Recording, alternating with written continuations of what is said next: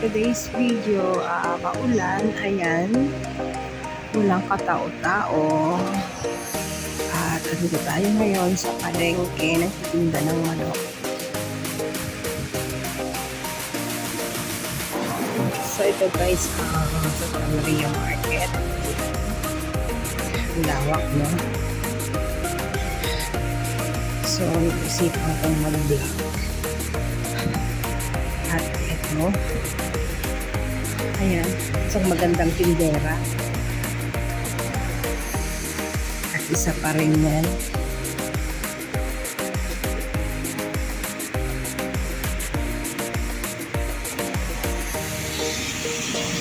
Ito ay si Bagyong Dante, nandito na. Ouch! Lakas ng ulan. Kano mga gulay mo dito, Ale? Ha? Itong kalamansi mo, inabenta mo pa ito? Magkano po ang kilo nitong kalamansi? Ay, ari po. Inalangaw po, oh. Inalangaw po, oh. Ay, magkano, ere? 100. Ang per kilo po? Ang mahal naman dito sa inyo. Wow!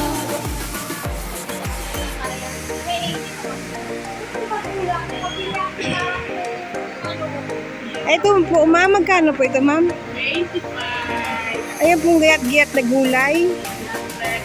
Ay, pag ganito po, madam, na nagaulan, nagataas po kayo ng presyo. Ay, gayon po ba gayon? Ay, inabinta pa po ninyo yung mga ganon. Ay, may sira.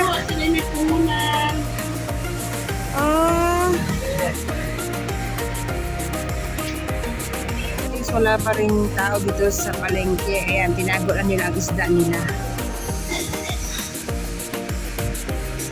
So, pag ganitong oras, tinatago talaga nila ang kanilang mga isda. Kasi nga, walang bumibili pag ganitong oras. So, matatapilasa yung kanilang mga isda. So, kailangan itago.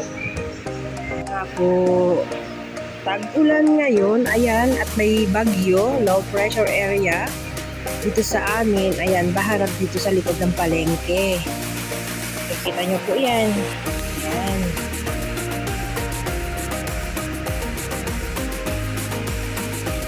Saka din ang aso.